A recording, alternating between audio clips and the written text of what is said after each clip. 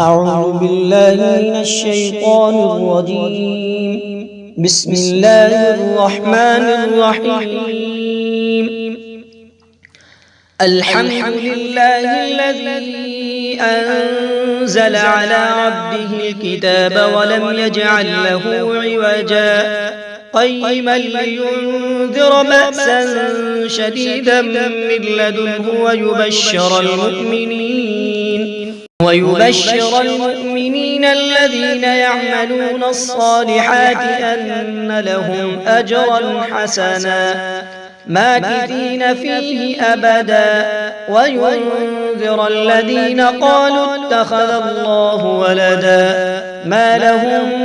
به من علم ولا لآبائهم كبرت كلمة تخرج من أفواههم إن يقولون إلا كذبا فلعلك باخع نفسك على آثارهم إن لم يؤمنوا بهذا الحديث أسفا إنا جعلنا ما على الأرض زينة لها لنبلوهم أيهم أحسن عملا وإنا لجاعلون ما عليها صعيدا جرزا أم حسبت أن أصحاب الكهف والرقيم كانوا من آياتنا عجبا إذ أوى الفتية إلى الكهف فقالوا ربنا آتنا من لدنك رحمة وهيئ لنا من أمرنا رشدا فضربنا على آذانهم في الكهف سنين عددا ثم بعثناهم لنعلم أي الحزبين أحصى لما لبثوا أمدا نحن نقص عليك نبأهم بالحق إنهم فتية آمنوا بربهم وزدناهم هدى وربطنا على قلوبهم إذ قاموا فقالوا ربنا رب السماوات والأرض لن ندعو من دونه إلها لقد قلنا إذا شططا هؤلاء قوم اتخذوا من دونه آلهة لولا يأتون عليهم بسلطان بين فمن أظلم ممن افترى على الله كذبا وإذ اعتزلتموهم وما يعبدون إلا الله فأووا إلى الكهف ينشر لكم ربكم من رحمته ويهيئ لكم من أمركم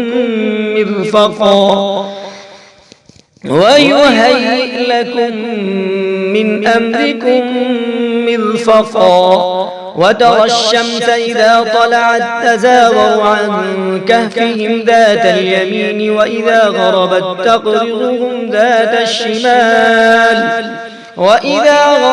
تقرضهم ذات الشمال وهم في فجوة منه ذلك من آيات الله من يهد الله فهو المهتد ومن يضلل فلن تجد له وليا مرشدا وتحسبهم أيقاظا وهم رقود ونقلبهم ذات اليمين وذات الشمال وكلبهم باسط ذراعيه بالوصيد لو اطلعت عليهم لوليت منهم فرارا ولملئت منهم رعبا وكذلك بعثناهم ليتساءلوا بينهم قال قائل منهم كم لبثتم قالوا لبثنا يوما أو بعض يوم قالوا ربكم أعلم بما لبثتم فابعثوا أحدكم بورقكم هذه إلى المدينة فلينظر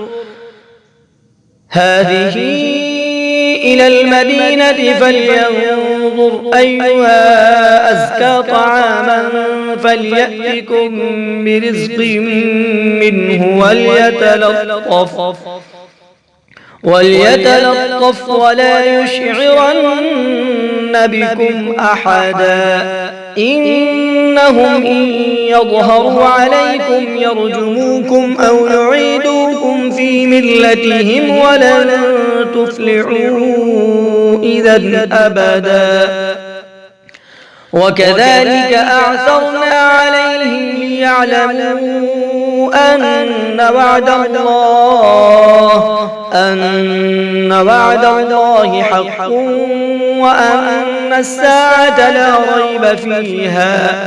إذ يتنازعون بينهم أمرهم فقالوا ابنوا عليهم بنيانا وكذلك أعثرنا عليهم ليعلموا أن وعد الله حق وأن الساعة لا ريب فيها إذ يتنازعون بينهم أمرهم فقالوا ابنوا عليهم بنيانا ربهم أعلم بهم قال الذين غلبوا على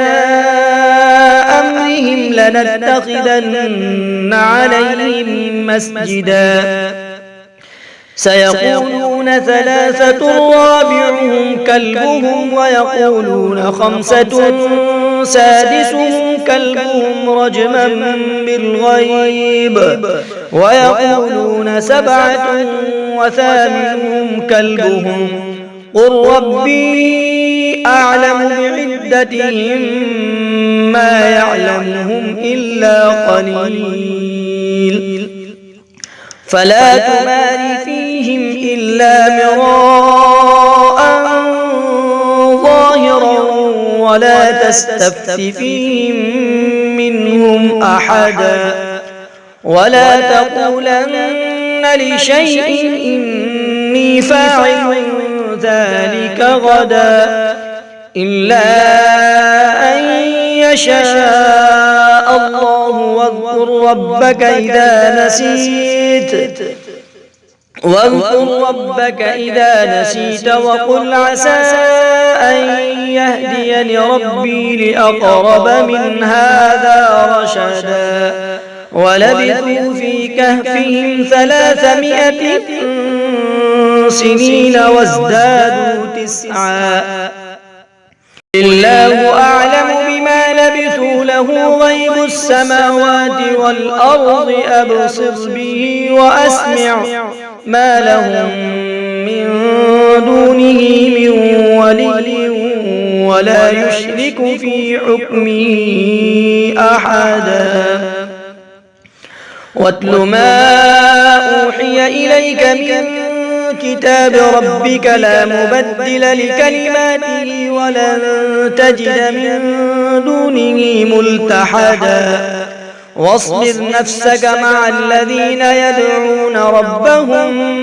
بالغداة والعشي يريدون وجهه ولا تعد عيناك عنهم تريد زينة الحياة الدنيا ولا تطع من أغفلنا قلبه عن ذكرنا واتبع هواه وكان أمره فرطا وقل الحق من ربكم فمن شاء فليؤمن ومن شاء فليكفر إنا أعتدنا للظالمين نارا أحاط بهم سرادقها وإن يستغيثوا يغاثوا بماء كالمهل يشوي الوجوه بئس الشراب وساءت مرتفقا إن الذين آمنوا وعملوا الصالحات إنا لا نضيع أجر من أحسن عملا أولئك لهم جنات عدن تجري من تحتهم الأنهار يحلون فيها من أساور من ذهب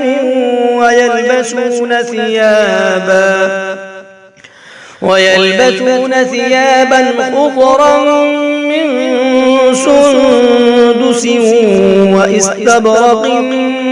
متكئين فيها على الأرائك نعم الثواب وحسنت مرتفقا واضرب لهم مثل الرجلين جعلنا لأحدهما جنتين من أعناب وحففناهما بنخل وجعلنا بينهما زرعا كلتا الجنتين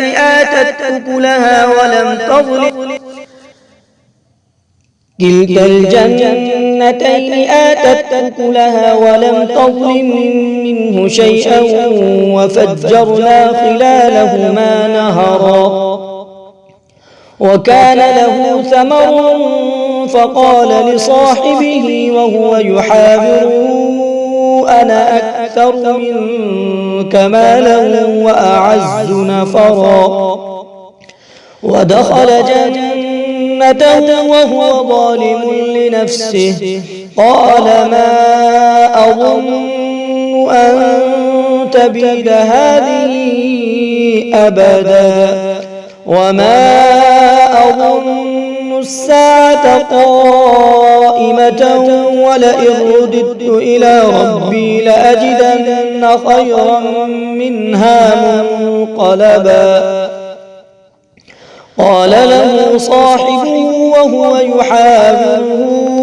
أكفرت بالذي خلقك من تراب ثم من نطفة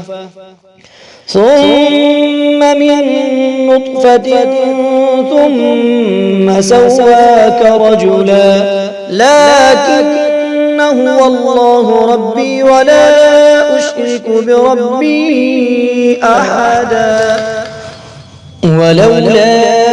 إذ دخلت جنتك قلت ما شاء الله لا قوة إلا بالله إن ترني أنا أقل منك مالا وولدا فعسى ربي أن يؤتيني خيرا من جنتك ويرسل عليها حسبانا من السماء فتصبح صعيدا زلقا أو يصبح ماؤها غورا فلن تستطيع له طلبا وأحيط بثمره فأصبح يقلب كفيه على ما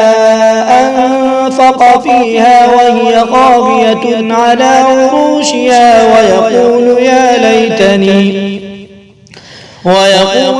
ليتني لم أشرك بربي أحدا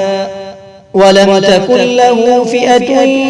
ينصرونه من دون الله وما كان منتصرا هنالك الولاية لله الحق هو خير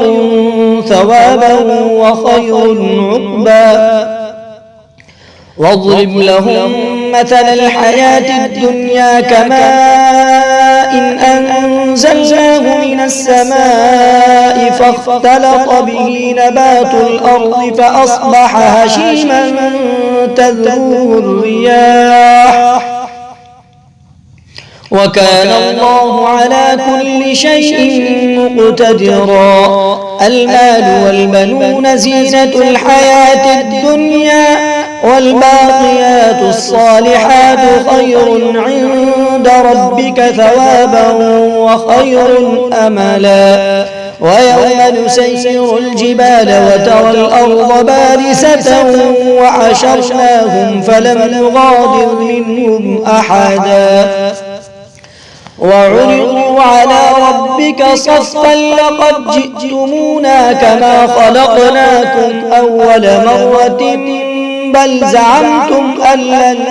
نجعل لكم موعدا ووضع الكتاب فترى المجرمين مشفقين مما فيه ويقولون يا ويلتنا ما لهذا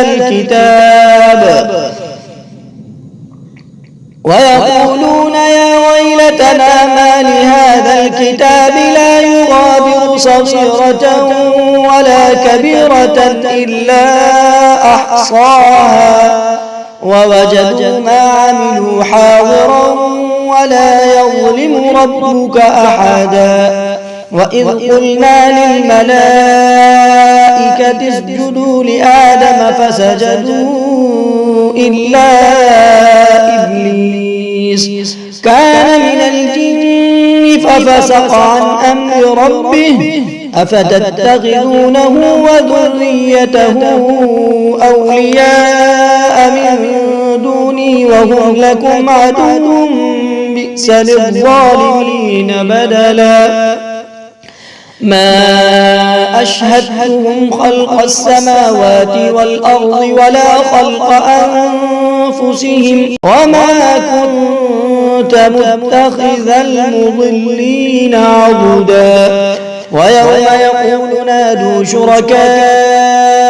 الذين زعمتم فدعوهم فلم يستجيبوا لهم وجعلنا بينهم موبقا ورأى المجرمون النار فظنوا أنهم مواقعوها ولم يجدوا عنها مصرفا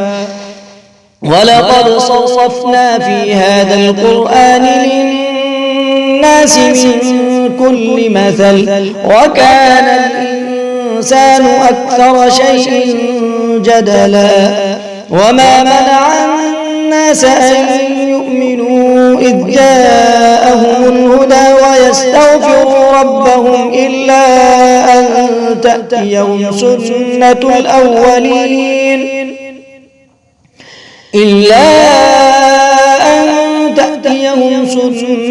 الأولين أو يأتيهم العذاب قبلا وما نرسل المرسلين إلا مبشرين ومنذرين ويجادل الذين كفروا بالباطل ليدحضوا به الحق واتخذوا آياتي وما أنذروا هزوا ومن أظلم ممن ذكر بآيات ربه فأعرض عنها ونسي ما قدمت يداه إنا جعلنا على قلوبهم أكنة أن يفقهوه وفي آذانهم وقرا وإن تدعوهم إلى الهدى فلن يهتدوا إذا أبدا وربك الغفور ذو الرحمة لو يؤاخذهم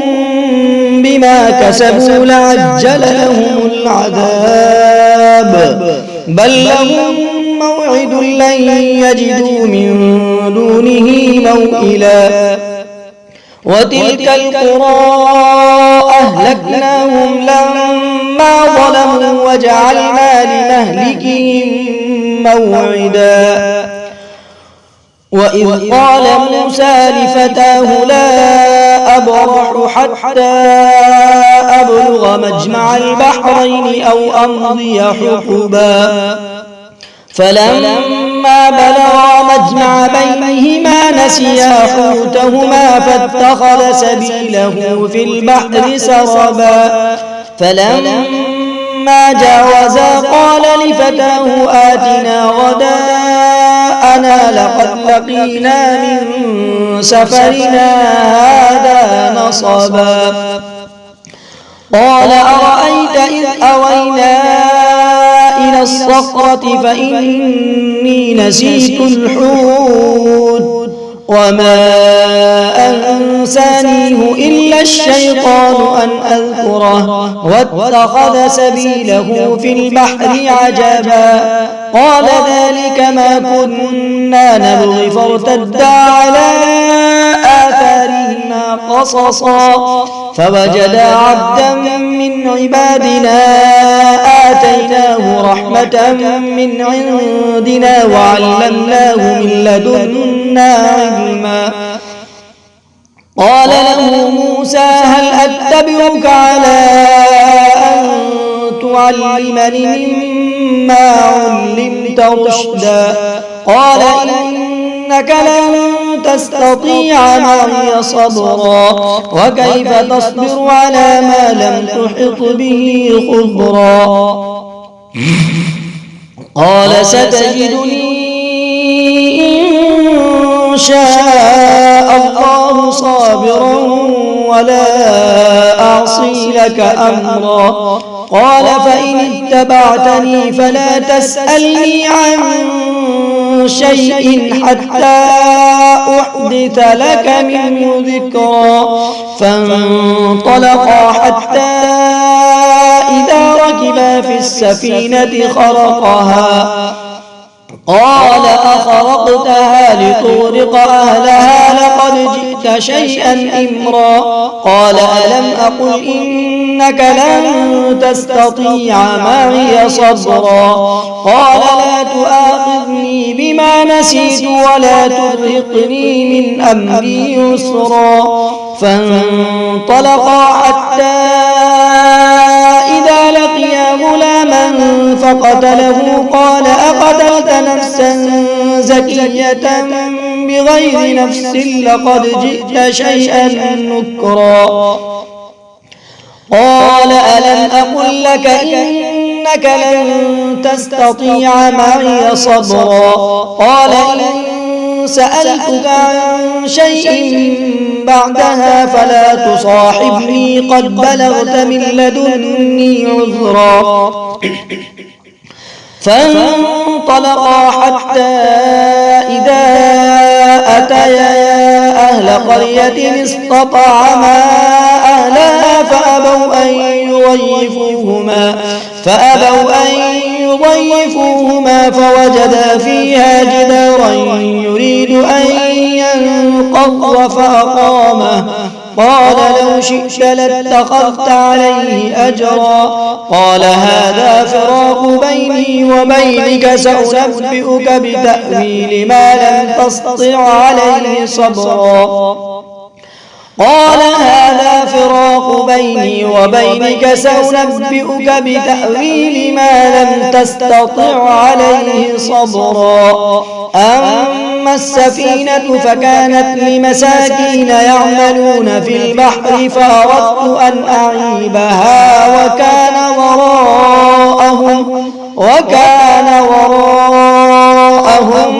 ملك يأخذ كل سفينة غصبا وأما الغلام فكان أبواه مؤمنين فخشينا أن يرهقهما طغيانا وكفرا فأردنا أن يبدلهما ربهما خيرا منه زكاة وأقرب رحما وأما الجدار فكان لغلامين يتيمين في المدينة وكان تحته كنز لهما وكان أبوهما صالحا فأراد ربك أن يبلغا أشدهما ويستخرجا كنزهما رحمة من ربك وما فعلته عن أمري ذلك تأويل ما لم تسطع عليه صبرا ويسألونك عن ذي القرنين قل سأتلو عليكم منه ذكرا إنا مكنا له في الأرض وآتيناه من كل شيء سببا فأتبع سببا حتى إذا بلغ مغرب الشمس وجدها تغرب في عين حمئة ووجد عندها قوما قلنا يا ذا القرنين إما أن تعذب وإما أن تتخذ فيهم حسنا.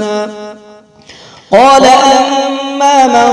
ظلم فسوف نعذبه ثم يرد إلى ربه فيعذبه عذابا نكرا. وأما من آمن وعمل صالحا فله جزاء الحسنى وسنقول له من أمرنا يسرا. ثم أتبع سببا حتى إذا بلغ مطلع الشمس وجدها تطلع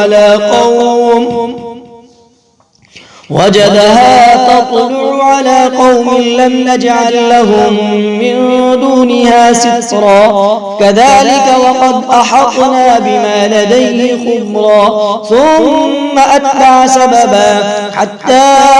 إذا بلغ بين السدين وجد من دونهما قوما لا يكادون يفقهون قولا. قالوا يا ذا القرنين إن يأجوج ومأجوج مفسدون في الأرض فهل نجعل لك خرجا على أن تجعل بيننا وبينهم سدا. قال ما مكنني فيه ربي خير فأعينوني بقوة أجعل بينكم وبينهم ردما. آتوني زبر الحديد حتى إذا ساوى بين الصدفين قال انفخوا حتى إذا جعله نارا قال آتوني أفرغ عليه قطرا. فما استطاعوا أن يظهروه وما استطاعوا له نقبا. قال هذا رحمة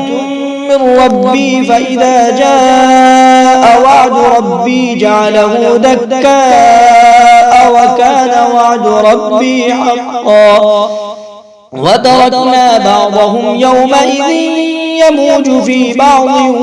ونفخ في الصور فجمعناهم جمعا. وعرضنا جهنم يومئذ للكافرين عرضا. الذين كانت أعينهم في غطاء عن ذكري وكانوا لا يستطيعون سمعا. أفحسب الذين كفروا أن يتخذوا عبادي من دوني أولياء إنا أعتدنا جهنم للكافرين نزلا. قل هل ننبئكم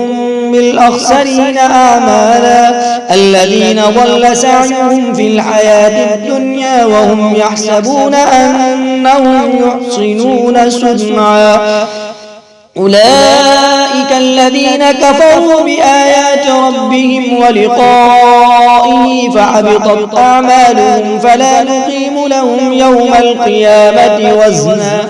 ذلك جزاؤهم جهنم بما كفروا واتخذوا آياتي ورسلي هزوا. إن الذين آمنوا وعملوا الصالحات كانت لهم جنات الفردوس نزلا خالدين فيها لا يبغون عنها حولا. قل لو كان البحر مدادا لكلمات ربي لنفد البحر قبل أن تنفد كلمات ربي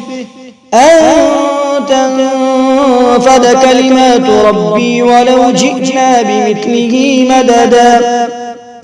قل لو كان البحر مدادا لكلمات ربي لنفد البحر قبل أن تنفد كلمات ربي ولو جئنا بمثله مددا. قل إنما أنا بشر مثلكم يوحى إلي أنما إلهكم إله واحد فمن كان يرجو لقاء ربه فليعمل عملا صالحا ولا يشرك بعبادة ربه أحدا.